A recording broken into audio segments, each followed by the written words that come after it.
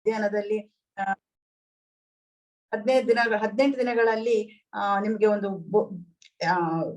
ಗೀತೆಯಂತಹ ಒಂದು ಬೃಹತ್ ಗ್ರಂಥವನ್ನು ಕಲೀಲಿಕ್ಕೆ ಸಾಧ್ಯವಾ ಅಂತ? ಖಂಡಿತ ಸಾಧ್ಯ ಇಲ್ಲ. ನಮಗೆ ಗೊತ್ತಿರುವ ಹಾಗೆ ಈ ಲೌಕಿಕ ಜಗತ್ತಿನಲ್ಲಿ ಒಂದು ಕ್ಲಾಸ್ ಪಾಸ್ ಮಾಡ್ಬೇಕು ಅಂದ್ರೆ 1ನೇ ಕ್ಲಾಸಿಂದ 2ನೇ ಕ್ಲಾಸಿಗೆ ಹೋಗ್ಬೇಕಂದ್ರೆ ನಾವು 1 ವರ್ಷ ತಗೊಳ್ತೀವಿ ಅಂತ ಒಂದು ಪರಿಸ್ಥಿತಿಯಲ್ಲಿ ಭಗವದ್ಗೀತೆ ಅಂತ ಹೇಳೋದು ಒಂದು ಬೃಹತ್ ಗ್ರಂಥ. ಅದನ್ನು ಎಲ್ಲಾ ಮಹಾತ್ಮರು ಒಪ್ಕೊಂಡಿದ್ದಾರೆ, ದೊಡ್ಡ ಜನಗಳು ಕೂಡ ಅದನ್ನು ಒಪ್ಕೊಂಡಿದ್ದಾರೆ. ಅದರಲ್ಲಿರುವ ಅದರಲ್ಲಿರುವ ಪರಿಹಾರ, ಅವರಿಗೆ ಬಂದಂತಹ ಪರಿಹಾರಗಳನ್ನು, ಸಂಶಯಗಳನ್ನು ಪರಿಹಾರ ಮಾಡಿಕೊಳ್ಳಿಕ್ಕೋಸ್ಕರ ಗೀತೆಯನ್ನು ಓದಿದ್ದಾರೆ. ಎಲ್ಲರಿಗೂ ಗೊತ್ತುಂಟು ಭಗವದ್ಗೀತೆ ಅಂತ ಹೇಳೋದು ಎಷ್ಟು ಒಂದು ದೊಡ್ಡ ಒಂದು ಗ್ರಂಥ ಅಂತ ಹೇಳಿ. ಅದನ್ನು ಒಂದು 18 ದಿನದಲ್ಲಿ ಮುಗಿಸುವಂತ ಒಂದು ಯಾರಿಗೂ ಮುಗಿಸ್ಲಿಕ್ಕೆ ಸಾಧ್ಯ ಇಲ್ಲ. ಆದ್ರೆ ನಾವೇನ್ ಮಾಡ್ತೀವಿ ಅಂತ ಹೇಳಿದ್ರೆ, ಅದೊಂದು ಅದರ ಒಂದೊಂದು ಅರ್ಥ ಕೂಡ, ಅದರ ಅರ್ಥ, ಗೂಢ ಅರ್ಥ ಎಲ್ಲ ಬಹಳ ವಿಶಾಲ ಆಗಿದೆ. ಭಗವದ್ಗೀತೆ ಮೇಲೆ ತುಂಬಾ ಪುಸ್ತಕಗಳು ಬರೆದಿದ್ದಾರೆ, ಟೀಕೆಗಳು, ಟಿಪ್ಪಣಿಗಳು ಎಲ್ಲ ತುಂಬಾ ಬಂದಿದೆ. ಆದ್ರೆ ಅದು ತುಂಬಾ ಅವರ ಮನಸ್ಸಿಗೆ ತೋಚಿದ ಹಾಗೆ ಎಲ್ಲರೂ ಬರೀತಾ ಇರ್ತಾರೆ. ಆದ್ರೆ ಅದೊಂದು ಸಮುದ್ರದ ಹಾಗೆ ಭಯಂಕರ ಆಳವಾಗಿದೆ, ವಿಶಾಲವಾಗಿದೆ.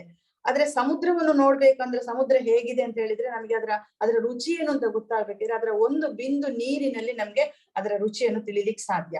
ಉಪ್ಪು, ಸಮುದ್ರದ ನೀರು ಉಪ್ಪು. ಹಾಗೆ 18 ದಿನದಲ್ಲಿ ನಾವು ಈ ಭಗವದ್ಗೀತೆಯ ಅಂತ ಒಂದು ಸಾಗರ, ಭಗವದ್ಗೀತೆ ಅಂತ ಹೇಳುವ ಒಂದು ಸಾಗರದ ಒಂದು ಬಿಂದುವಿನ ರುಚಿಯನ್ನು ನೋಡ್ಬೋದು, ಅದು ಎಷ್ಟು ಸಿಹಿಯಾಗಿದೆ ಅಂತ ಹೇಳಿ. ಸಾಗರ ಹೇಗೆ ಉಪ್ಪು, ಭಗವದ್ಗೀತೆ ಅಷ್ಟೇ ಸಿಹಿ. ನಿಮ್ಗೆ ಅದು 15 ದಿನಗಳು ಕಳೆದ ಮೇಲೆ ಅದು ನಿಮ್ಗೆ ಅದರ ರುಚಿ ಗೊತ್ತಾಗ್ತದೆ ಅಂತ ನಾನು ಹೇಳ್ತೇನೆ. ಅದು ಹೇಗೆ ಅಂತ ಹೇಳಿದ್ರೆ, ಸರ್ವೋಪನಿಷದೋ ಗಾವೋ ದೋಗ್ಧ ಗೋಪಾಲ ನಂದನಃ ಪಾರ್ಥೋ ವತ್ಸ ಸುಧೀರ್ಭೋಕ್ತ ದುಗ್ಧಂ ಗೀತಾಮೃತಂ ಮಹತ್ ಅಂತ. ಭಗವದ್ಗೀತೆ ಭಗವದ್ಗೀತೆ ಒಂದು ಉಪನಿಷತ್ತು.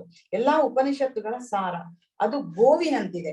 ಗೋಪಾಲ ನಂದನನೆಂದು ಪ್ರಸಿದ್ಧನಾಗಿರುವ ಶ್ರೀಕೃಷ್ಣನು ಈ ಹಸುವಿನ ಹಾಲನ್ನು ಕರೆಯುತ್ತಿದ್ದಾನೆ. ಅರ್ಜುನನು ಕರುವಿ ನಿಂತಿದ್ದಾನೆ, ಈ ಹಾಲನ್ನು ಅವನು ಕುಡಿತಾ ಇದ್ದಾನೆ. ಎಲ್ಲಾ ವಿದ್ವಾಂಸರು, ಪರಿಶುದ್ಧ ಭಕ್ತರು ಭಗವದ್ಗೀತೆಯ ಹಾಲಿನ ಅಮೃತವನ್ನು ಕುಡಿಯುತ್ತಾರೆ. ಇಲ್ಲಿ ಅರ್ಜುನ ಒಂದು ನಿಮಿತ್ತ ಮಾತ್ರ. ನಾವು ಅವನ ಮೂಲಕ ಕೃಷ್ಣ ಅರ್ಜುನನಿಗೆ ಹೇಳ್ತಾ ಇದ್ದಾನೆ.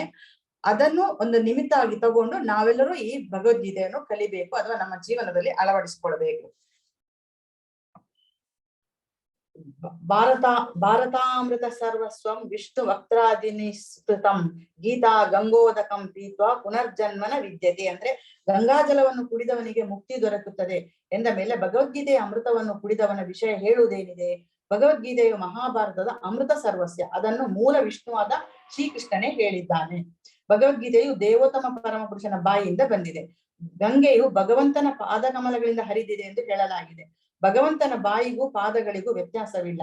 ಆದರೆ ನಿಷ್ಪಕ್ಷವಾದ ದೃಷ್ಟಿಯಿಂದ ನೋಡಿದಾಗ ಭಗವದ್ಗೀತೆಯು ಗಂಗಾಜಲಕ್ಕಿಂತಲೂ ಹೆಚ್ಚಿನ ಮಹತ್ವದ್ದು.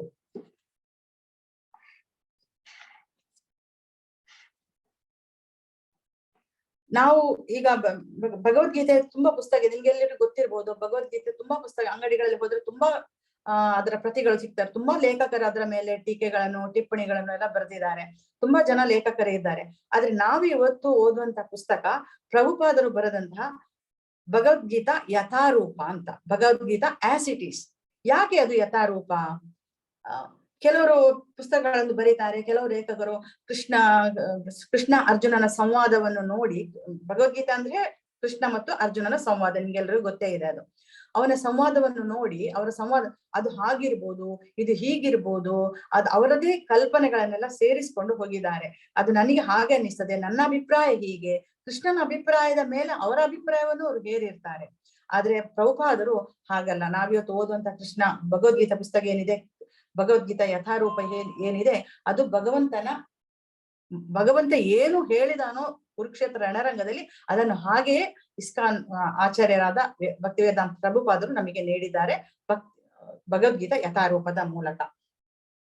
ಇದರಲ್ಲಿ ನನ್ನ ಅನಿಸಿಕೆಗಳು, ನನ್ನ ಅಭಿಪ್ರಾಯಗಳು ಯಾವುದೇ ಹೇರಿಲ್ಲ. ನಾನೇನ್ ಹೇಳ್ತೇನೋ ಅದು ಪ್ರಭುಪಾದರು ಬರೆದದ್ದು ಅಷ್ಟೇ. ಹಾಗೆ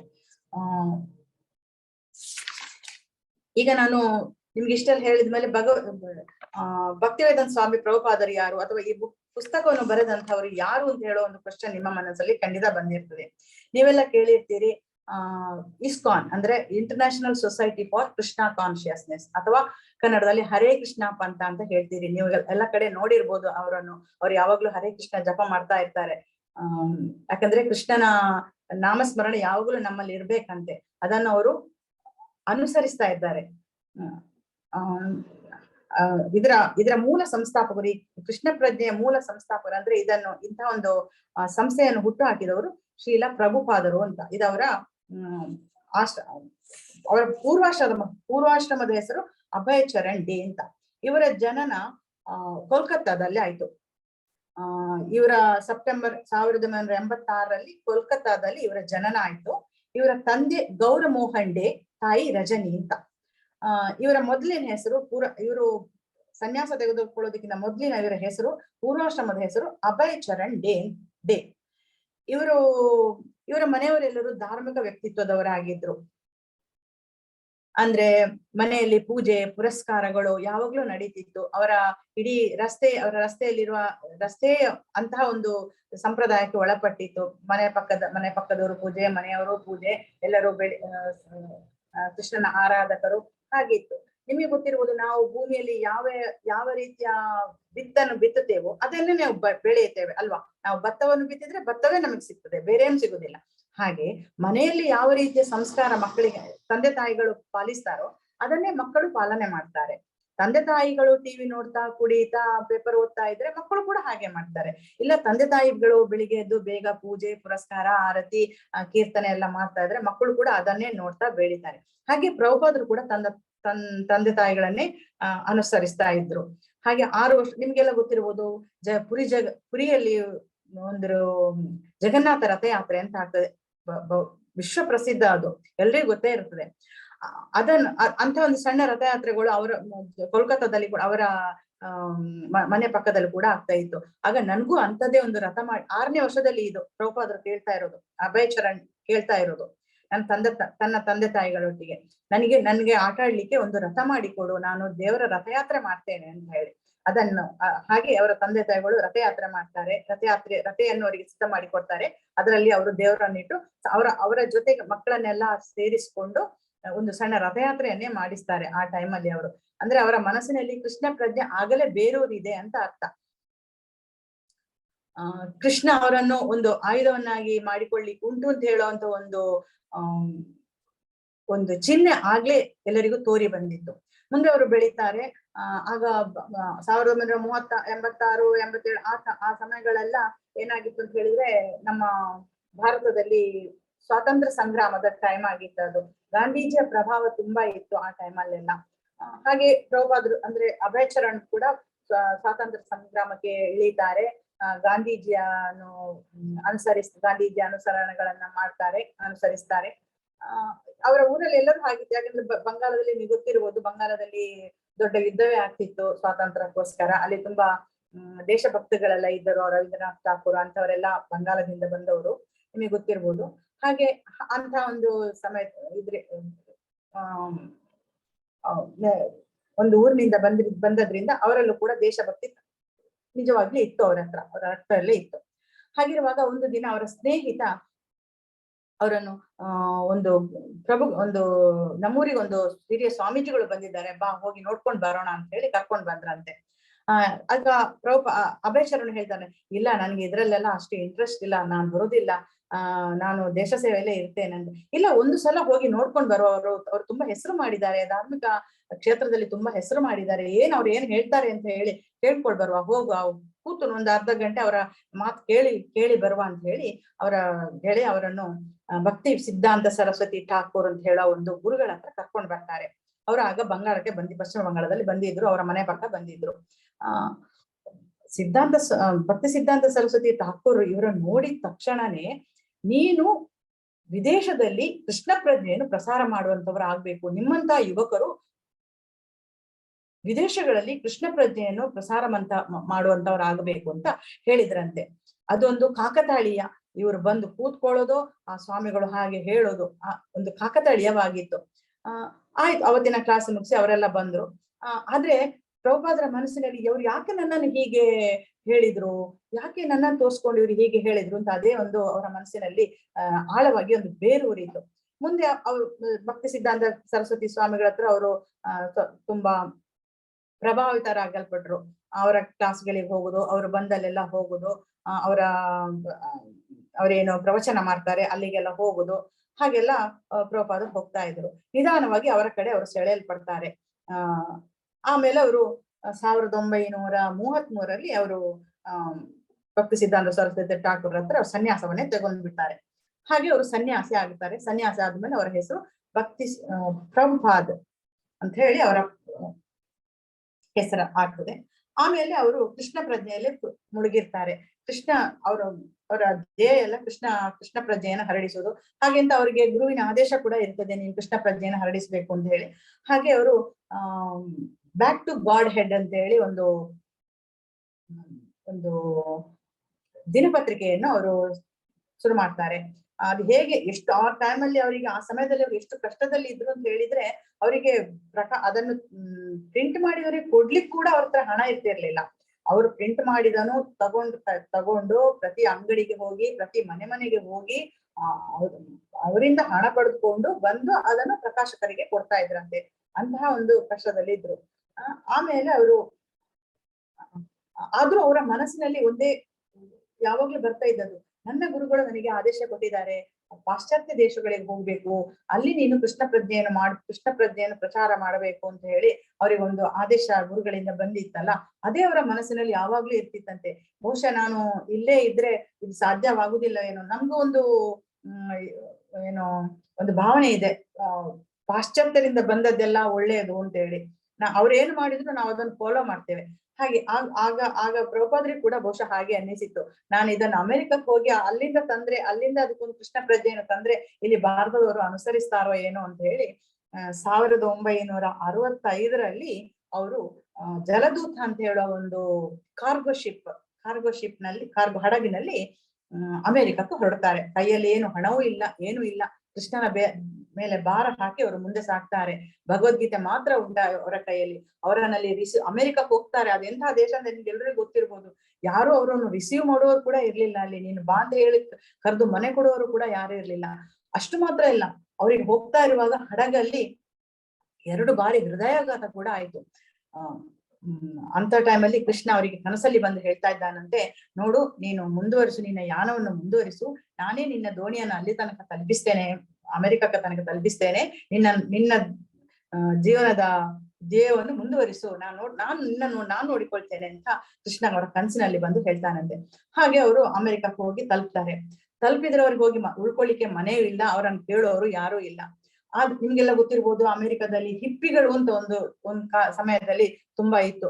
ಹಿಪ್ಪಿಗಳು ಹೇಗೆ ಅಂತ ಹೇಳಿದ್ರೆ, ಅವರು ಮನೆ ಮಠ, ಅವ್ರಿಗೆ ಯಾವುದೇ ಜವಾಬ್ದಾರಿ ಇರುದಿಲ್ಲ. ಮನೆ ಮಠ ಎಲ್ಲ ಬಿಟ್ಟು ಬಂದು ನಶೆ ವಸ್ತುಗಳನ್ನ ಸೇವಿಸೋದು, ಮದ್ಯ ಕುಡಿಯೋದು, ಬೇಕಾಬಿಟ್ಟಿ ಜೀವನ ಮಾಡೋದು ಎಲ್ಲ ಮಾಡ್ಕೊಂಡಿರ್ತಾರೆ. ಅವರೆಲ್ಲ ದೊಡ್ಡ ದೊಡ್ಡ ಗ್ರೌಂಡ್ಗಳಲ್ಲಿ ಅಂತೂ ಇದು ಮನೆಯಲ್ಲೇ ಇರುವುದಿಲ್ಲ. ಅವರು ಯಾವುದೇ ಗೊತ್ತು ಯಾವುದೇ ನಿಯಮ ಪಾಲನೆ ಏನೂ ಇರುವುದಿಲ್ಲ. ಸಿಕ್ಕ ಹಾಗೆ ಹೇಗೆ ಬಂತು ಹಾಗೆ, ನಾಯಿಗಳ ಹಾಗೆ, ಅಂದ್ರೆ ಮನುಷ್ಯರಲ್ಲ ಅವರು, ಪ್ರಾಣಿಗಳ ಹಾಗೆ ಜೀವನ ಮಾಡ್ತಾ ಇರ್ತಾರೆ. ಅಂತವ್ರು ಅವರಿಗೆ ಕುಣಿಬೇಕು, ಹಾಡು ಕೇಳಬೇಕು, ಹಾಡು ಹಾಕೊಂಡು ಕುಣಿತಾ ಇರ್ತಾರೆ. ಪ್ರಭುಪಾದರು ಏನ್ ಮಾಡ್ತಾರೆ ಅಂತ ಹೇಳಿದ್ರೆ, ಕೀರ್ತನೆಯ ಮೂಲಕ ಅವರನ್ನು ಹಿಡಿದಿಟ್ಕೊಳ್ಳಿಕ್ಕೆ ನೋಡ್ತಾರೆ. ಅಂದ್ರೆ ತಾವು ಕೂತ್ಕೊಂಡು ಹರೇ ಕೃಷ್ಣ ಅವರ ಮೃದಂಗವನ್ನು ಬಡೀತಾ, ಅವರ ಕರ್ತಾಳವನ್ನು ಕೂಡ ಬಡೀತಾ, ಹರೇ ಕೃಷ್ಣ ಕೃಷ್ಣ ಕೃಷ್ಣ ಹರೇ ಹರೇ, ಹರೇ ರಾಮ ರಾಮ ರಾಮ ಹರೇ ಹರೇ ಅಂತ ತುಂಬಾ ಇಂಪವಾಗಿ ಹಾಡ್ತಾರೆ. ಆಗ ಏನ್ ಮಾಡ್ತಾರೆ, ಈ ಹಿಪ್ಪಿಗಳು ಕೂಡ ಅವರನ್ನು ಸೇರ್ಕೊಳ್ತಾರೆ. ಮೆಲ್ಲ ಅವರೆಲ್ಲ ಬದಲಾಗ್ತಾರೆ, ಕೃಷ್ಣ ಪ್ರಜ್ಞೆಗೆ ತುಂಬಾ ಕಷ್ಟ ಇತ್ತು ಪ್ರಭುಪಾದರಿಗೆ. ಇದು ನಾವು ಮಾತಾಡುವಾಗ ತುಂಬಾ ಈಸಿಯಾಗಿ ಹೇಳ್ತೇವೆ, ಆದ್ರೆ ಪ್ರಭುಪಾದರ್ ಅವರನ್ನು ಬದಲಾಯಿಸ್ಲಿಕ್ಕೆ ತುಂಬಾ ಕಷ್ಟಪಟ್ಟಿದ್ದಾರೆ. ಯಾಕಂದ್ರೆ ಅವರ ಜೀವನ ಶೈಲಿಯೇ ಬೇರೆ, ಪಾಶ್ಚಾತ್ಯರ ಜೀವನ ಶೈಲಿಯೇ ಬೇರೆ, ನಮ್ಮ ಭಾರತದವರ ಜೀವನ ಶೈಲಿಯೇ ಬೇರೆ. ಅದು ದೇವರ ವಿಷಯಕ್ಕೆ ಬರುವಾಗಂತೂ ತುಂಬಾ ವ್ಯತ್ಯಾಸ ಬರ್ತದೆ.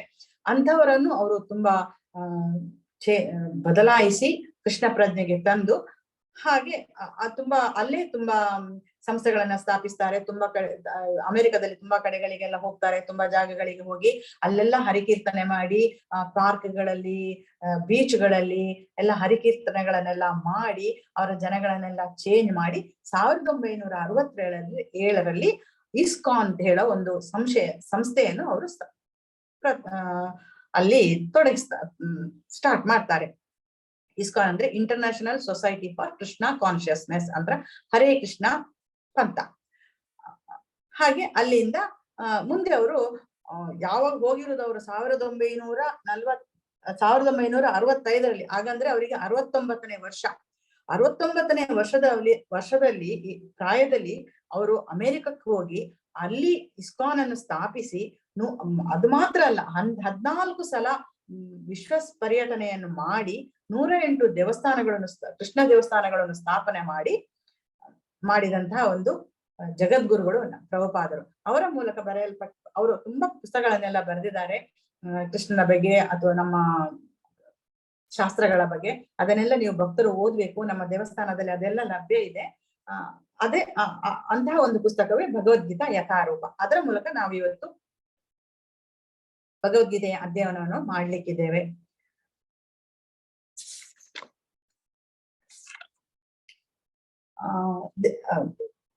ಈಗ ನಿಮ್ಗೆಲ್ಲ ಗೊತ್ತಿರ್ಬೋದು, ಹರೇ ಕೃಷ್ಣ ಟೆಂಪಲ್ಸ್ ಬೆಂಗಳೂರಲ್ಲಿ ಇದೆ, ಮುಂಬೈಯಲ್ಲಿ ಇದೆ, ಡೆಲ್ಲಿಯಲ್ಲಿ ಇದೆ, ತುಂಬಾ ದೇವಸ್ಥಾನಗಳಿದೆ. ಮಧ್ಯಾಹ್ನದ ಮಿಡ್ ಮೀಲ್ಸ್ ಎಲ್ಲ ಕೊಡ್ತಾರೆ ಅವರು, ಶಾಲೆಗಳಿಗೆ ಆಹಾರವನ್ನು ತಲುಪಿಸ್ತಾರೆ. ಮಂಗಳೂರಲ್ಲೂ ಇದೆ, ದೇವಸ್ಥಾನಗಳಿದೆ. ಹಾಗೆ ನಮ್ಮ ಮಂಗಳೂರಲ್ಲಿ ಕೂಡ ನಮ್ಗೊಂದು ದೇವಸ್ಥಾನ ಇದೆ, ರಾಧಾ ಗೋವಿಂದ ಮಂದಿರ ಅಂತ ಹೇಳಿ. ಅದರ ಅಧ್ಯಕ್ಷರು ನಾಮನಿಷ್ಠ ದಾಸ್ ಬಿಟೆಕ್ ಅವರು ಕೂಡ ಬಿಟೆಕ್ IIT ಕಾನ್ಪುರದಿಂದ ಬಿಟೆಕ್ ಮಾಡಿದಂತವರು. ನಿಮಗೆ ಗೊತ್ತಿರ್ಬೋದು IIT ಓದಿದವರೆಲ್ಲ ಎಷ್ಟು ಬುದ್ಧಿವಂತರು ಇರ್ತಾರೆ ಅಂತ ಹೇಳಿ.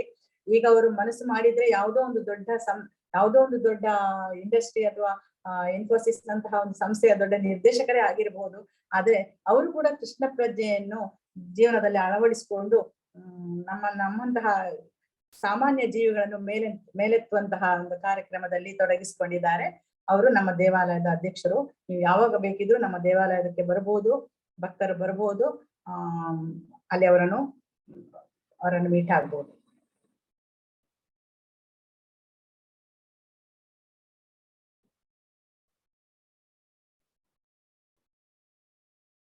ನಮ್ಮ ದೇವಸ್ಥಾನದಲ್ಲಿ ಇರುವಂತಹ ಪುಸ್ತಕಗಳು ಇದು.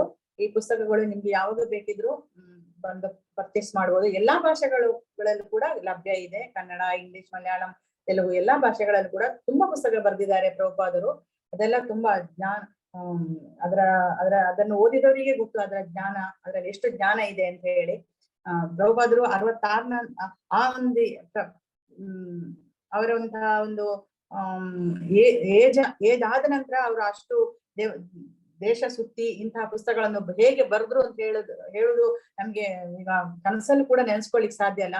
ಯಾಕೆಂದ್ರೆ ಅಂತಹ ಒಂದು ನಿತ್ಯ ಮುಕ್ತರು ಅಂತ ಹೇಳ್ತಾರೆ ಅಂತಹ ಜೀವಿಗಳಿಗೆಲ್ಲ. ಯಾಕಂದ್ರೆ ಅವರ ಪರಮಾತ್ಮ ಅವರನ್ನು ಒಂದು ಗುರಿ ಇಟ್ಟು ಕಳಿಸಿರ್ತಾನೆ, ಇಂತಹ ಒಂದು ಕೆಲಸ ಕೊಟ್ಟಿರ್ತಾನೆ, ನೀನ್ ಅಷ್ಟನ್ನು ಮಾಡಿಕೊಂಡು ಬಾ ಅಂತ ಹೇಳಿ, ಭೂಮಿಗೆ ಬಂದು ಅಂತ ಕೆಲಸವನ್ನು ಮಾಡಿ ಬಾ ಅಂತ ಹೇಳಿ. ಹಾಗೆ ಬಂದಂತವರು ಪ್ರಭುಪಾದರು ಅಥವಾ ಯಾವುದೇ ಮುಕ್ತಾತ್ಮರು, ಅವರಿಂದ ಮಾತ್ರ ಇಂತಹ ಕೆಲಸಗಳನ್ನು ಮಾಡ್ಲಿಕ್ಕೆ ಸಾಧ್ಯ.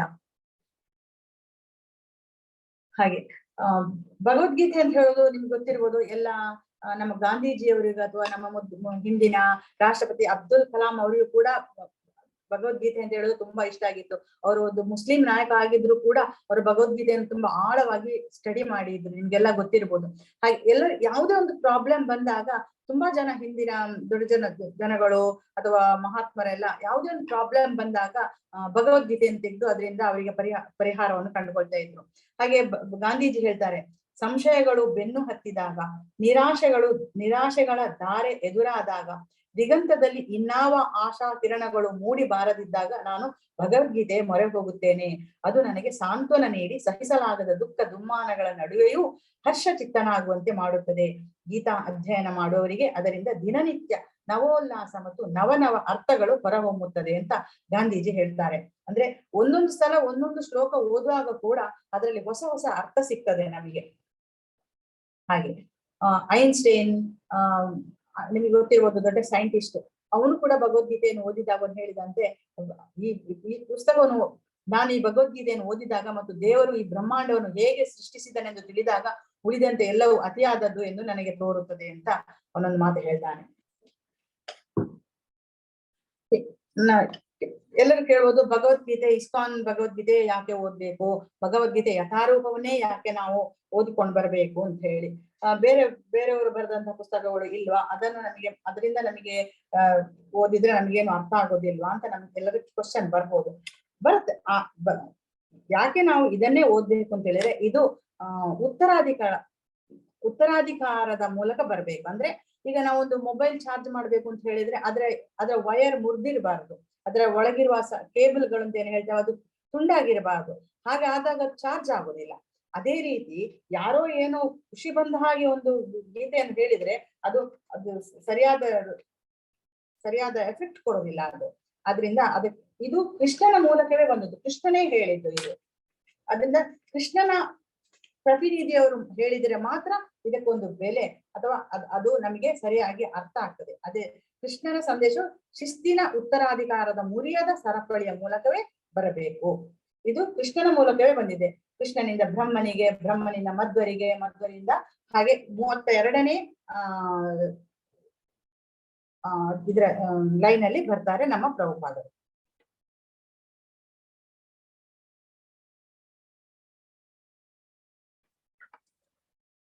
ಗೀತೆ ಒಂದು ವಿಶಾಲವಾದ ಪುಸ್ತಕ. ಗೀತೆಯ ವ್ಯವಸ್ಥಿತ ಅಧ್ಯಯನವು ಸುಮಾರು 1 ವರ್ಷ ತೆಗೆದುಕೊಳ್ಳುತ್ತದೆ.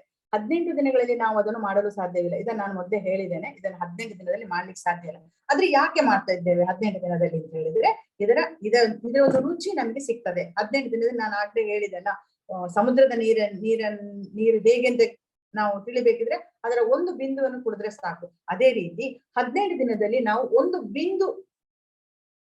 ಬಿಂದುವನ್ನು ನಾವು ಇದನ್ನು ಸೇವಿಸ್ತಾ ಇದ್ದೇವೆ. ಆಗ ನಮ್ಗೆ ಇದು ಇಷ್ಟು ಸಿಹಿ ಅಂತ ಗೊತ್ತಾಗ್ತದೆ. ಆಗ ನಾವು ಇದರ ಆಳವಾದ ಒಂದು ಅಧ್ಯಯನಕ್ಕೆ ಇಳಿತೇವೆ. ನಮ್ಗೆ ಮನಸ್ಸು ಬರ್ತದೆ. ದೇವರು ನಮಗೆ ಆಳವಾದಂತಹ ಒಂದು ಅಧ್ಯಯನ ಮಾಡ್ಲಿಕ್ಕೆ ನಮ್ಗೆ ಮನಸ್ಸನ್ನು ಕೊಡ್ತಾನೆ.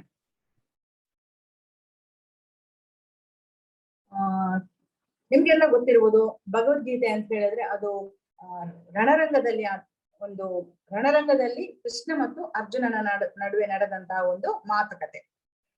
ಅರ್ಜುನನಿಗೆ ಯಾಕೆ ವಿಸ್ಮಯ ಆಯ್ತು, ಏನಾಯ್ತು ಅವನಿಗೆ ರಣರಂಗದಲ್ಲಿ ಅಂತ ಹೇಳಿದ್ರೆ, ಅದು ಕೃಷ್ಣನೇ ಮಾಡಿದ್ದು, ಕೃಷ್ಣನ ನಾಟಕ ಅದು ಒಂದು. ಅರ್ಜುನನಿಗೆ ಎಲ್ಲ ಗೊತ್ತಿತ್ತು, ಯಾಕಂದ್ರೆ ಅರ್ಜುನ ಕೂಡ ಕೃಷ್ಣನ ನಿತ್ಯ ಸಂಗಾತಿ. ಕೃಷ್ಣನೊಟ್ಟಿಗೆ ಬಂದಿರುವವನವನು, ಅವನಿಗೆಲ್ಲವೂ ಗೊತ್ತುಂಟು. ಆದ್ರೆ ನಮಗೆ ಏನು ಗೊತ್ತಿಲ್ಲ. ನಮಗೆ ಕೃಷ್ಣನ ಮೂಲ ಉದ್ದೇಶ ನಮ್ಮಂತಹ ಸಾಮಾನ್ಯ ಮನುಷ್ಯರಿಗೆ ತಿಳಿಸ್ಬೇಕು, ಈ ಭೂಮಿಯಲ್ಲಿರುವಂತಹ ಜೀವಿಗಳಿಗೆ ತಿಳಿಸ್ಬೇಕು. ಅದಕ್ಕೋಸ್ಕರ ಅವನು ಅರ್ಜುನನನ್ನೊಂದು ನಿಮಿತ್ತ ಮಾಡಿಕೊಂಡು ಅರ್ಜುನನಿಗೆ ಗೊಂದಲವನ್ನು ಉಂಟು ಮಾಡಿ ರಣಭೂಮಿಯಲ್ಲಿ ಅವನಿಗೆ ವಿಸ್ಮಯವನ್ನು ಮಾಡಿ ಅವನ ಮೂಲಕ ಭಗವದ್ಗೀತೆಯನ್ನು ನಮಗೆ ಕೊಡ್ತಾ ಇದ್ದಾನೆ ಕೃಷ್ಣ ಇಲ್ಲಿ. ಅರ್ಜುನನ ಗೊಂದಲ ಮತ್ತು ವಿಸ್ಮಯ ಇಲ್ಲದಿದ್ದರೆ ಕೃಷ್ಣನು ಅವನನ್ನು ರಕ್ಷಿಸಲು ಭಗವದ್ಗೀತೆಯನ್ನು ಮಾತನಾಡುವ ಅಗತ್ಯವಿಲ್ಲ. ಅರ್ಜುನನು ಭಗವದ್ಗೀತೆಯ ಮೊದಲ ಕೇಳುಗನಾಗಿದ್ದರು. ಅದು ನಮ್ಮೆಲ್ಲರ ಅನುಕೂಲಕ್ಕಾಗಿ. ಅಂದ್ರೆ ಕೃಷ್ಣ ಅದನ್ನು ನಮಗೋಸ್ಕರ ಕೊಟ್ಟಿದ್ದು, ಅರ್ಜುನನಿಗೋಸ್ಕರ ಕೊಟ್ಟದ್ದಲ್ಲ, ಅದು ನಮಗೋಸ್ಕರ ಅವನು ಕೊಟ್ಟದ್ದು.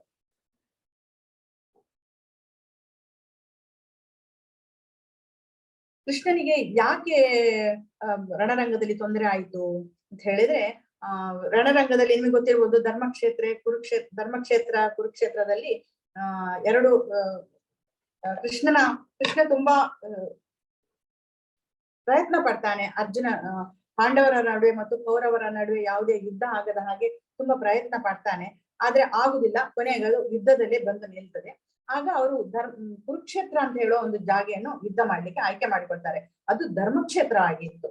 ಧರ್ಮಕ್ಷೇತ್ರದಲ್ಲಿ ಯುದ್ಧ ಮಾಡಿದ್ರೆ ಏನಾಗ್ತದೆ ಅಂತ ಹೇಳೋದು ಗೊತ್ತುಂಟು. ಧರ್ಮಕ್ಷೇತ್ರ ಅಂತ ಹೇಳಿದ್ರೆ ಅದು ಧರ್ಮದ ಮೂಲ ಜಾಗ. ಅಲ್ಲಿ ಯಾವಾಗ್ಲೂ ಧರ್ಮಕ್ಕೆ ಜಯ ಬರ್ತದೆ. ಅಲ್ಲಿ ಯುದ್ಧ ಮಾಡೋದ್ರಿಂದ ಪಾಂಡವರು ಯಾವಾಗ್ಲೂ ನ್ಯಾಯ ನೀತಿ ಹಾಗೆ ನಡ್ಕೊಂಡು ಬಂದವರು, ಕೌರವರು ಯಾವಾಗ್ಲೂ ಅನ್ಯಾಯಗಳ ಮೂಲಕವೇ ಬರ್ತಾ ಇದ್ದವರು. ಆದ್ರಿಂದ ಅವರಿಗೆ ಒಂದು ಹೆದರಿಕೆ ಇತ್ತು, ನಾವು ಈ ಯುದ್ಧದಲ್ಲಿ ಗೆಲ್ತೇವೋ ಇಲ್ಲವೋ ಅಂತ ಹೇಳಿ. ಆದ್ರಿಂದ ನಾವೊಂದು ಸಣ್ಣ ಹೆಜ್ಜೆ ಇಡೋಣ ನಾವು ಭಗವದ್ಗೀತೆಯನ್ನು ಕಲಿಯುವಂತಹ ಒಂದು ನಿಟ್ಟಿನಲ್ಲಿ. ಸೊ ನಾನೀಗ ಮೊದಲನೇ 18ನೇ ದಿನದ ಮೊದಲನೇ ದಿನ ಇವತ್ತು. ಅದು 18 ಅಧ್ಯಾಯಗಳಿದೆ ಅಂತ ಗೊತ್ತುಂಟು ನಿಮಗೆಲ್ರಿಗೂ. 18ನೇ ದಿನದ ಮೊದಲನೇ ದಿನ ಇದು. ಹಾಗೆ ಮೊದಲನೇ ಅಧ್ಯಾಯ ಅರ್ಜುನನ ವಿಷಾದ ಯೋಗ. ಅಲ್ಲಿ ಧೃತರಾಷ್ಟ್ರ ಕೇಳ್ತಾನೆ, ಧರ್ಮಕ್ಷೇತ್ರೇ ಕುರುಕ್ಷೇತ್ರೇ ಸಮವೇತ ಯುಯುತ್ಸವ ಮಾಮಕ ಪಾಂಡವಶ್ಚೈವ ಹಿಮ ಕುರ್ವತ ಸಂಜಯ. ಸಂಜಯನಿಗೆ ದಿವ್ಯ ದೃಷ್ಟಿ ಉಂಟು, ವ್ಯಾಸರು ಕೊಟ್ಟಂತ, ನಿಮ್ಗೆಲ್ಲ ಗೊತ್ತಿರ್ಬೋದು. ಅಲ್ಲಿ ಅವನಿಗೆ ಅರಮನೆಯಲ್ಲಿ ಕೂತ ಹಾಗೆ ಅವನಿಗೆ ರಣರಂಗದಲ್ಲಿ ಏನಾಗ್ತದೆ ಅಂತ ಹೇಳೋ ಒಂದು ಎಲ್ಲ ಕಾಣ್ತದೆ. ಆದ್ರೆ ಧೃತರಾಷ್ಟ್ರ ಕುರುಡ, ಅವನು ಲೌಕಿಕವಾಗಿಯೂ ಕುರುಡ, ಆಧ್ಯಾತ್ಮಿಕವಾಗಿಯೂ ಕುರುಡ. ಅವನಿಗೆ ನಾನು, ನನ್ನದು, ಮಮಕಾರವೇ ಮಮಕಾರ, ಅವನಿಗೆ ಬೇರೆ ಯಾರು ಬೇಡ, ನನ್ನ ಮಕ್ಕಳಿದ್ರೆ ಸಾಕು ಅಷ್ಟೇ. ಇಲ್ಲಿ ಅವನು ಹೇಳೋ ರೀತಿಯಲ್ಲೇ ಗೊತ್ತಾಗ್ತದೆ.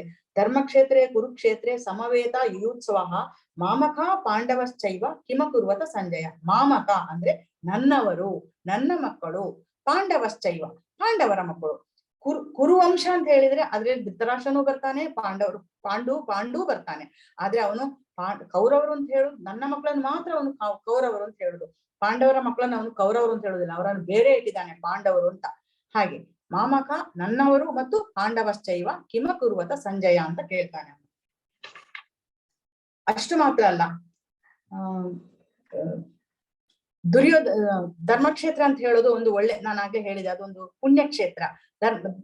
ಅಲ್ಲಿ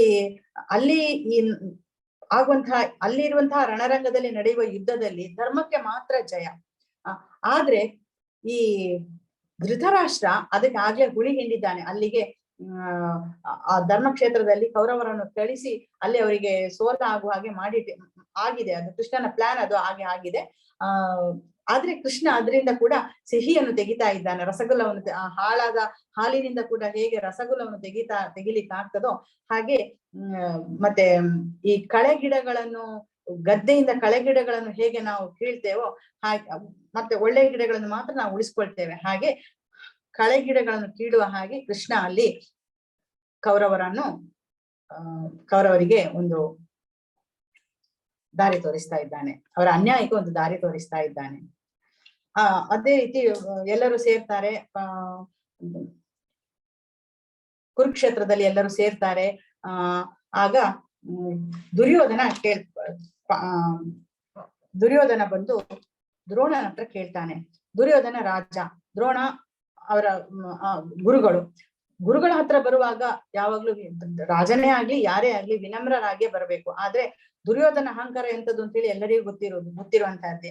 ಅವನು ನೋಡಿ, ಅಷ್ಟು ಮಾತ್ರ ಅಲ್ಲ, ಅವನಿಗೆ ಹೆದರಿಕೆ ಕೂಡ ಇತ್ತು. ಯಾಕಂದ್ರೆ ದ್ರೋಣರು ಯಾವಾಗಲೂ ಪಾಂಡವರ ಪರವಾಗಿಯೇ ನಿಂತವ್ರು. ಯಾಕಂದ್ರೆ ಅವರು ಬ್ರಾಹ್ಮಣರು, ಅವರಿಗೆ ನ್ಯಾಯ ನೀತಿಗಳು ಅದ ತುಂಬಾ ಅದಕ್ಕೆ ಅವರು ಇಂಪಾರ್ಟೆನ್ಸ್ ಕೊಡ್ತಾ ಇದ್ರು.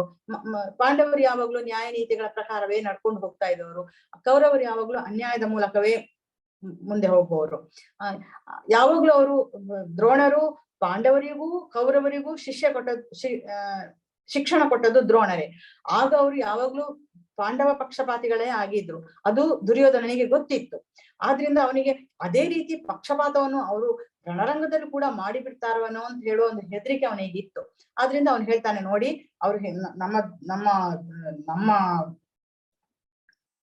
ನಮ್ಮ ಸೈನ್ಯದಲ್ಲಿ ಎಂತಹ ಹೋರಾಟಗಾರರಿದ್ದಾರೆ, ಬಿಲ್ಲಾಳುಗಳಿದ್ದಾರೆ, ಯುಧಾನ, ವಿರಾಟನಂತಹ ದ್ರುಪದರಂತಹ ಮಹಾರಥರಿದ್ದಾರೆ, ಚೇಕಿತಾನ, ಕಾಶಿರಾಜ, ಪುರುಜಿತ್, ಕುಂತಿಭೋಜ, ಶೈಬ್ಯನಂತಹ ನರಪುಂಗವರಿದ್ದಾರೆ. ಮತ್ತೆ ನಿಮಗೆ ನಮ್ಮ ಸೈನ್ಯವನ್ನು ನಡೆಸಬಲ್ಲ ವಿಶೇಷ ಅರ್ಹತೆ ಇರುವ ನಾಯಕರ ವಿಷಯವನ್ನು ಹೇಳಬಯಸುತ್ತೇನೆ. ಇಲ್ಲಿರುವ ಭೀಷ್ಮರು, ಕರ್ಣ, ಕೃಪ, ಅಶ್ವತ್ಥಾಮ, ವಿಕರ್ಣ, ಸೋಮದತ್ತನ ಮಗನಾದ ಭೂರಿಶ್ರವ ಇವರೆಲ್ಲ ನಮ್ಮ ಸೈನ್ಯದಲ್ಲಿದ್ದಾರೆ, ನಮ್ಮ ಪರವಾಗಿ ನಿಂತಿದ್ದಾರೆ. ಆದ್ರಿಂದ ನೀವು ಯಾವುದೇ ಪಕ್ಷಪಾತವನ್ನು ಮಾಡದೆ ನಮ್ಮ ಗೆಲುವಿಗೆ ನೀವು ಶ್ರಮಿಸಬೇಕು ಅಂತ ಹೇಳಿ ಅವನು ದ್ರೋಣನತ್ತ ಬಂದು ಕೇಳಿಕೊಳ್ತಾನೆ. ಹಾಗೆ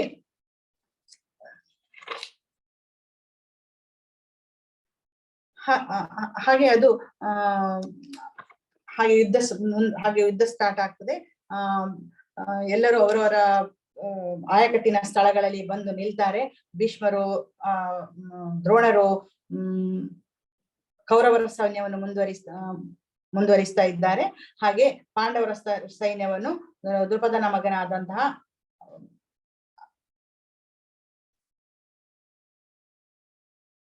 ದ್ರುಪದನ ಮಗ ಮುಂದುವರಿಸ್ತಾ ಇದ್ದಾನೆ.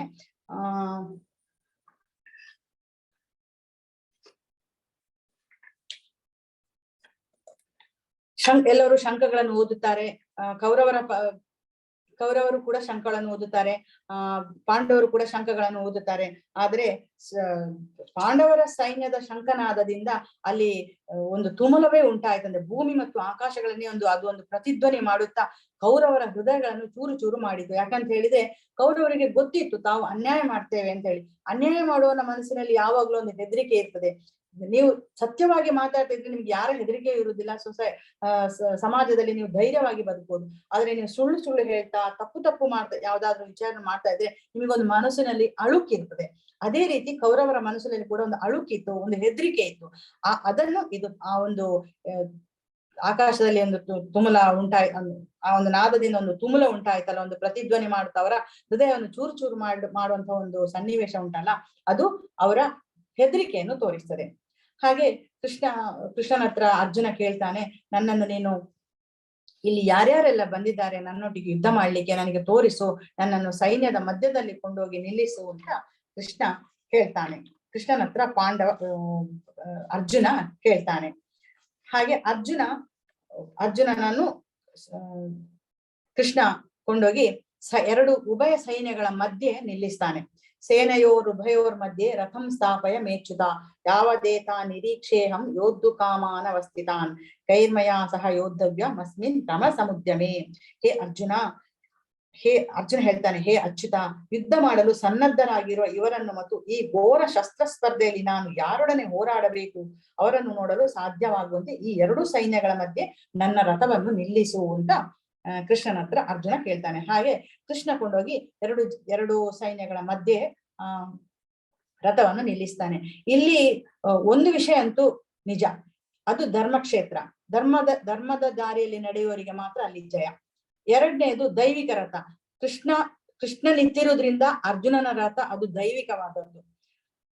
ಅಷ್ಟೇ ಅಲ್ಲ, ಅರ್ಜುನನ ರಥದಲ್ಲಿ ಹಾರಾಡುವಂತಹ ಧ್ವಜದಲ್ಲಿ ಹನುಮಂತನಿದ್ದಾನೆ. ಹನುಮಂತ ಹಿಂದಿನ ಜನ್ಮದಲ್ಲಿ ರಾಮಾಯಣದ ಕಾಲದಲ್ಲಿ ರಾಮನ ಸೇವೆ ಮಾಡಿ ಹೇಗೆ ರಾಮನಿಗೆ ಜಯ ಇಟ್ಟಿದ್ದಾನೆ ಅಂತ ನಮ್ಗೆಲ್ಲರಿಗೂ ಗೊತ್ತೇ ಇದೆ. ಅದೇ ರೀತಿ ಹಾಗೆ ಅಲ್ಲಿ ಅರ್ಜುನನ ರಥದಲ್ಲಿ ಕೂಡ ಹನುಮಂತ ಬಂದು ನಿಂತಿದ್ದಾನೆ. ಶಂಖನಾದ, ಕೃಷ್ಣನ ಶಂಖ ಊದಿದ ತಕ್ಷಣ ಅಲ್ಲಿ ಎಲ್ಲರಿಗೂ ಒಂದು ರೀತಿಯ ಹೆದರಿಕೆ ಆಯಿತು. ಅಂತ ಒಂದು ಹೆದರಿಕೆ ಬಂದ್ರೆ ಅವರಿಗೆ ಅದೊಂದು ಅಂತ್ಯಕಾಲ ಸಮೀಪಿಸಿತು ಅಂತಲೇ ಅರ್ಥ. ಹಾಗೆ ಗಾಂಡೀವ ಪಾಶುಪಶಾಸ್ತ್ರ, ಅದು ಪರಶುವನೇ ಕೊಟ್ಟದ್ದು ಅರ್ಜುನನಿಗೆ. ಮತ್ತೆ ಮೋಕ್ಷ, ಇದು ಯಾವಾಗ ಆದದ್ದು? ಮೋಕ್ಷದ ಏಕಾದಶಿ ಅವತ್ತು ಆದದ್ದು. ಇವತ್ತು ಕೂಡ ಏಕಾದಶಿ, ನಾವು 18 ದಿನಗಳ ಅಧ್ಯಾಯವನ್ನು ಒಂದು ಏಕಾದಶಿ ಅವತ್ತೇ ಶುರು ಮಾಡ್ತಾ ಇದ್ದೇವೆ. ಹಾಗೆ ಒಂದು ಏಕಾದಶಿ ಅವತ್ತೇ ಭಗವದ್ಗೀತೆ ಕೂಡ ಹೇಳಲ್ಪಟ್ಟದ್ದು ಅರ್ಜುನನಿಗೆ. ಮತ್ತೆ ಭಾಗ್ಯಲಕ್ಷ್ಮಿ, ಕೃಷ್ಣ ಎಲ್ಲಿರ್ತಾನೋ ಅಲ್ಲಿ ಜಯಲಕ್ಷ್ಮಿ ಇದ್ದೇ ಇರ್ತಾಳೆ. ಯಾಕಂದ್ರೆ ಕೃಷ್ಣ ಇರುವಲ್ಲಿ ಸೋಲ್ ಎನ್ನುವಂತಹದ್ದು ಇರ್ಲಿಕ್ಕೆ ಸಾಧ್ಯವೇ ಇಲ್ಲ.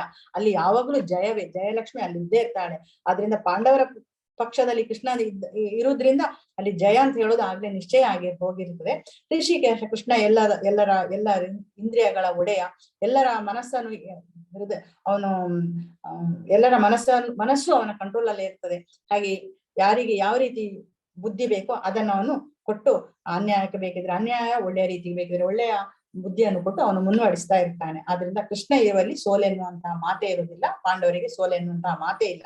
ಆದ್ರೂ ಕೂಡ ಅರ್ಜುನನ ಮೂಲಕ ಕೃಷ್ಣ ನಮ್ಗೆಲ್ಲರಿಗೂ ಭಗವದ್ಗೀತೆಯನ್ನು ಹೇಳ್ಬೇಕಲ್ಲ, ಅದಕ್ಕೋಸ್ಕರ ಅವನಿಗೊಂದು ಮಾಯೆಯ ಮುಸುಕಲ್ಲಿ ಅವನನ್ನು ಮುಳುಗಿಸಿ ಈ ರಣರಂಗದಲ್ಲಿ ಮಧ್ಯದಲ್ಲಿ ನಿಲ್ಲಿಸುವಂತೆ ಕೇಳ್ಕೊಳ್ತಾನೆ. ಹಾಗೆ ಅದು ತಂದು ನಿಲ್ಲಿಸ್ತಾನೆ. ಅಲ್ಲಿ ಬಂದು ನಿಂತಾಗ ಅರ್ಜುನನಿಗೆ ತುಂಬಾ ತುಂಬಾ ಬೇಜಾರಾಗಿ ಬಿಡ್ತದೆ. ಇಲ್ಲಿ ಇರುವವರೆಲ್ಲ ನನ್ನ ಮಾವಂದಿರು, ಅಣ್ಣಂದಿರು, ಭ್ರಾತೃಗಳು, ನನ್ನ ಗೆಳೆಯರು, ಇವರೆಲ್ಲ ನನ್ನೊಟ್ಟಿಗೆ ಯುದ್ಧ ಮಾಡ್ಲಿಕ್ಕೆ ಬಂದಿದ್ದಾರಲ್ಲ ಅಂತ ಹೇಳೋ ಒಂದು ಬೇಜಾರಾಗ್ತದೆ ಅವನಿಗೆ. ತುಂಬಾ ತುಂಬಾ ಏನ್ ಹೇಳ್ತಾನು, ಗುರುಗಳು ಎಲ್ಲರೂ ಇದ್ದಾರೆ ನೋಡು, ಭೀಷ್ಮ, ದ್ರೋಣ ಮತ್ತು ಇತರ ಭಗವಂತನು ಇಲ್ಲಿ ಎಲ್ಲಾ ನೆರೆದಿರುವ ಕುರು ವಂಶಜರನ್ನು ನೋಡು ಕೃಷ್ಣ ಅಂತ ಅವನು ಹೇಳ್ತಾನೆ. ನನಗಿಲ್ಲಿ ಯಾವುದೇ ಯುದ್ಧ ಮಾಡ್ಲಿಕ್ಕೆ ನನಗೆ ಸಂತೋಷ ಇಲ್ಲ. ಅರ್ಜುನನು ಎರಡೂ ಸೈನ್ಯಗಳಲ್ಲೂ ಇದ್ದ ತನ್ನ ತಂದೆಯರನ್ನು, ತಾತಂದಿರನ್ನು, ಗುರುಗಳನ್ನು, ಸೋದರ ಮಾವಂದಿರನ್ನು, ಸೋದರರನ್ನು, ಮಕ್ಕಳನ್ನು, ಮೊಮ್ಮಕ್ಕಳನ್ನು, ಸ್ನೇಹಿತರನ್ನು, ಮಾವಂದಿರನ್ನು, ಹಿತೈಷಿಗಳನ್ನು ನೋಡಿದನು. ಕುಂತಿಯ ಮಗನಾದ ಅರ್ಜುನ ಈ ಎಲ್ಲಾ ನೆಂಟರಿಷ್ಟರನ್ನು ಕಂಡಾಗ ತುಂಬಾ ಭಾವ ಪರವಶನಾಗಿ ಹೀಗೆ ಹೇಳ್ತಾನೆ. ಅವನು ಕೃಷ್ಣನ ಹತ್ರ ಹೇಳ್ತಾನೆ, ಕೃಷ್ಣ, ಯುದ್ಧಾಭಿಲಾಷೆಯಿಂದ ಇಲ್ಲಿ ನೆರೆದಿರುವ ನನ್ನ ನೆಂಟರಿಷ್ಟರನ್ನು ನೋಡಿ ನನ್ನ ದೇಹದ ಅವಯವಗಳು ಕಂಪಿಸುತ್ತದೆ ಮತ್ತು ಬಾಯು ಒಣಗುತ್ತಿದೆ, ನನ್ನ ಶರೀರ ಕಂಪಿಸುತ್ತಿದೆ, ಕೂದಲು ನಿಮಿರುತ್ತಿದೆ, ಗಾಂಡೀವ ಧನುಸು ಕೈಯಿಂದ ಜಾರುತ್ತಿದೆ ಮತ್ತು ನನ್ನ ಚರ್ಮ ಉರಿಯುತ್ತಿದೆ. ಕೃಷ್ಣ, ಕೇಶಿರಾಕ್ಷಸನ ಸಂಹಾರಕನೇ, ಇಲ್ಲಿ ನಿಲ್ಲುವುದಕ್ಕೂ ನನಗಾಗುತ್ತಿಲ್ಲ. ನನ್ನನ್ನೇ ನಾನು ಮರೆಯುತ್ತಿದ್ದೇನೆ. ನನ್ನ ಮನಸ್ಸು ಸುತ್ತುತ್ತಿದೆ. ಅಶುಭ ಸೂಚಕ ಶಕುನಗಳು ಕಾಣುತ್ತಿದೆ. ನಾನು ಇವರನ್ನೆಲ್ಲ ಕೊಂದು ನಾನು ಯಾವ ರೀತಿಯ ರಾಜ್ಯವನ್ನು ಅನುಭವಿಸಬಹುದು? ಹೇ ಕೃಷ್ಣ, ಈ ಯುದ್ಧದಲ್ಲಿ ನನ್ನ ಬಂಧುಗಳನ್ನು ಕೊಲ್ಲುವುದರಿಂದ ನನಗೆ ಹೇಗೆ ಶ್ರೇಯಸ್ಸಾಗುವುದು ಎಂದು ಕಾಣಲಾರೆ. ಅನಂತರದ ಯಾವುದೇ ವಿಜಯವಾಗಲಿ ರಾಜ್ಯವಾಗಲಿ ಸುಖವನ್ನಾಗಿ ನಾನು ಬಯಸಲಾರೆ. ಯಾಕಂತ ಹೇಳಿದ್ರೆ ಎಲ್ಲರೂ ಯಾರು ಈಗ ಕೌರವರು ಅವನ ದಾಯಾದಿಗಳು. ನಮಗೆ ಒಂದು ಸಂತೋಷದ ಸಮಯದಲ್ಲಿ ನಾವು ಎಲ್ಲರನ್ನು ಮನೆ ದಾಯಾದಿಗಳನ್ನು, ಮಾವಂದಿರನು, ಚಿಕ್ಕಮ್ಮಂದಿರನು, ಅತ್ತೆಯಂದಿರು ನಾವೆಲ್ಲ ಕರೀತೇವೆ. ಯಾಕೆಂತ ಹೇಳಿದ್ರೆ ನಮ್ಮ ಸಂತೋಷದೊಂದಿಗೆ ಅವರು ಸಂತೋಷ ಪಡ್ಲಿ, ನಮ್ಮ ಸಂತೋಷವನ್ನು ನಾವು ಅವರೊಂದಿಗೆ ಹಂಚಿಕೊಳ್ತೇವೆ. ಆದ್ರೆ ಇಲ್ಲಿ ಅರ್ಜುನನಿಗೆ ಏನಾಗ್ತದೆ ಹೇಳಿದ್ರೆ, ಅವರನ್ನೆಲ್ಲ ಕೊಂದು ನನಗೆ ಬರುವ ಈ ವಿಜಯ ಅಂತ ಹೇಳುವ ಸಂತೋಷವನ್ನು ನಾನು ಯಾರೊಟ್ಟಿಗೆ ಹಂಚಿಕೊಳ್ಳಿ ಕೃಷ್ಣ? ಆದ್ರಿಂದ ನನಗೆ ಈ ಯುದ್ಧ ಬೇಡ, ಇದರಿಂದ ನನಗೆ ಪಾಪವೇ ಅಂಟಿಕೊಳ್ತದೆ. ಅಷ್ಟು ಮಾತ್ರ ಇಲ್ಲ, ನಾನು ಅವರನ್ನು ಕೊಲ್ಲುವುದರಿಂದ ಕುಟುಂಬದ ಸಂಪ್ರದಾಯಗಳೆಲ್ಲ ನಾಶ ಆಗ್ತದೆ. ಈಗ ಮನೆಯ ಗಂಡಸರೆಲ್ಲ ಯುದ್ಧಕ್ಕೆ ಬಂದಿದ್ದಾರೆ, ಅಲ್ಲಿ ಗಂಡಸರೆಲ್ಲ ಸತ್ತ ಮೇಲೆ ಅನೇಕ ವಿಧವೆಯರು ಉಳಿತಾರೆ, ಮನೆಯ ಹೆಂಗಸರು ಉಳಿತಾರೆ, ಅವರಿಗೆ ಸಣ್ಣ ಸಣ್ಣ ಮಕ್ಕಳಿರ್ತಾರೆ, ಅವರಿಗೆಲ್ಲ ಯಾರು ದಿಕ್ಕು? ತಂದೆ ತಾಯಿಯನ್ನು ಕಳೆದುಕೊಂಡ್ರೆ ಮಕ್ಕಳಿಗೆ ಯಾರು ದಿಕ್ಕು?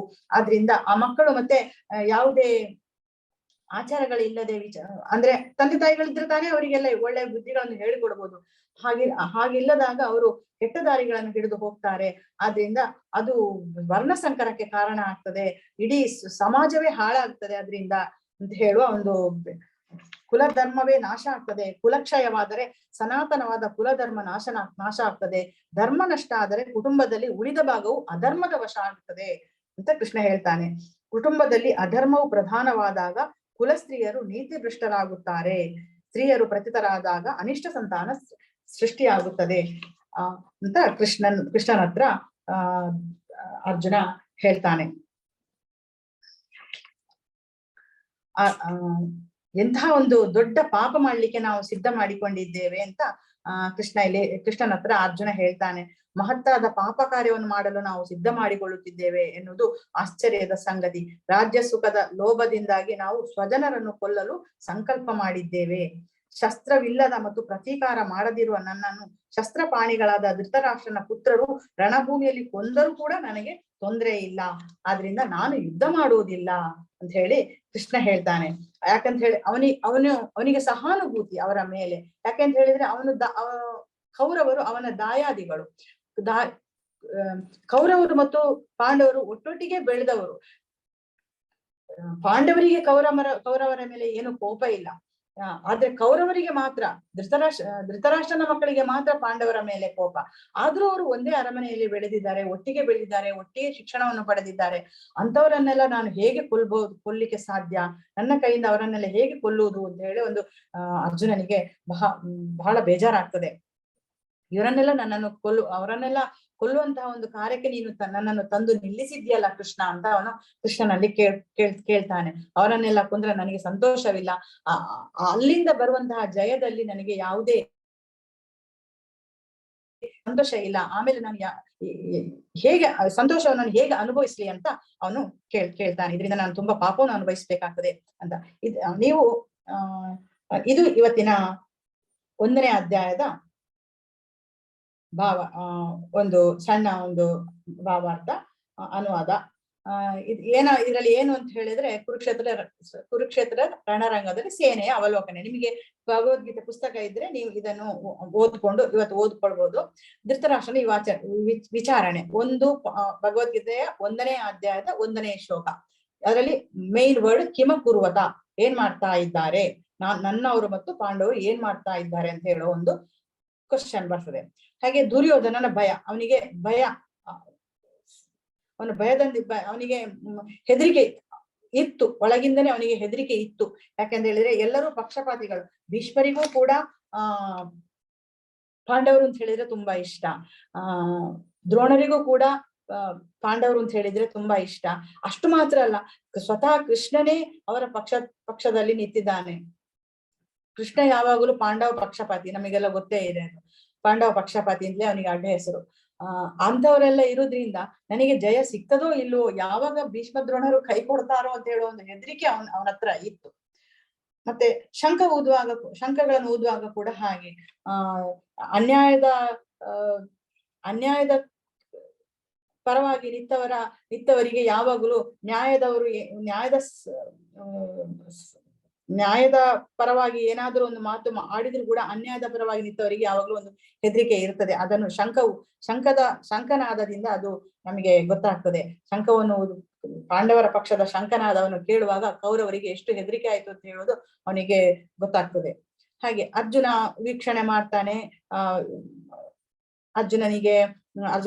ಅರ್ಜುನನನ್ನು ಕೃಷ್ಣ ತಂದು ಸೇನೆಯ ಮಧ್ಯದಲ್ಲಿ ನಿಲ್ಲಿಸ್ತಾನೆ. ಆಗ ಅವನು ಎರಡೂ ಸೈನಿಕರನ್ನು ನೋಡ್ತಾನೆ. ಎಲ್ಲರೂ ನನ್ನ ಬಂಧುಗಳು, ಎಲ್ಲರೂ ನನ್ನ ಹತ್ರದವರು, ಇವರನ್ನೆಲ್ಲ ನಾನು ಕೊಲ್ಲಬೇಕಲ್ಲ ಅಂತ ಹೇಳೋ ಒಂದು ವಿಷಣ್ಣತೆಯಲ್ಲಿ ಅವನ ಕೈಕಾಲು ನಡುಗ್ಲಿಕ್ಕೆ ಶುರುವಾಗ್ತದೆ. ಕೈಯಿಂದ ಗಾಂಡೀವ ಬೀಳುವ ಹಾಗೆ ಆಗ್ತದೆ. ಹೀಗೆಲ್ಲ ಕೃಷ್ಣನ ಹತ್ರ ಅವನ ಸಂಶಯಗಳನ್ನು ಹೇಳಿಕೊಳ್ತಾನೆ. ಕೃಷ್ಣ, ನಾನು ಯುದ್ಧ ಮಾಡ್ಲಿಕ್ಕೆ ಸಾಧ್ಯನೇ ಇಲ್ಲ, ನನಗೆ ಇವರೊಟ್ಟಿಗೆ ಹೋರಾಡ್ಲಿಕ್ಕೆ ಸಾಧ್ಯವೇ ಇಲ್ಲ ಅಂತ ಅವನು ಒಂದು ನಿಶ್ಚಯಕ್ಕೆ ಬಂದು ರಥದಲ್ಲಿ ಗಾಂಡೀವವನ್ನು ಕೆಳಗೆ ಹಾಕಿ ಕೂತು ಬಿಡ್ತಾನೆ. ಕೆಲವು ಸುಮಾರು ಕಾರಣಗಳನ್ನು ಕೂಡ ಕೊಡ್ತಾನೆ. ಕುಲಗಳು ನಾಶ ಆಗ್ತದೆ, ಅವರಿಗೆ ತಂದೆ ತಾಯಿರು ಸತ್ರೆ ಮಕ್ಕಳಿಗೆ ವಿದ್ಯೆ ಬುದ್ಧಿ ಕೊಡೋರು ಯಾರು ಇರುವುದಿಲ್ಲ. ಅಷ್ಟು ಮಾತ್ರ ಅಲ್ಲ, ಪಿಂಡ ಪ್ರದಾನ ಮಾಡುವಂತಹ ಒಂದು ಕಾರ್ಯಕ್ರಮಗಳು ನಿಂತು ಹೋಗ್ತದೆ. ಹಾಗೆಲ್ಲ ಆದಾಗ ಇಡೀ ಸಮಾಜವೇ ಹಾಳಾಗ್ತದೆ. ಆದ್ರಿಂದ ನಾನು ಇಂತಹ ಒಂದು ಪಾಪ ಕಾರ್ಯವನ್ನು ನಾನು ಮಾಡುವುದಿಲ್ಲ ಕೃಷ್ಣ ಅಂತ ಹೇಳಿ 1ನೇ ಅಧ್ಯಾಯದಲ್ಲಿ ಕೃಷ್ಣನ ಹತ್ರ ಅರ್ಜುನ ಹೇಳ್ತಾನೆ.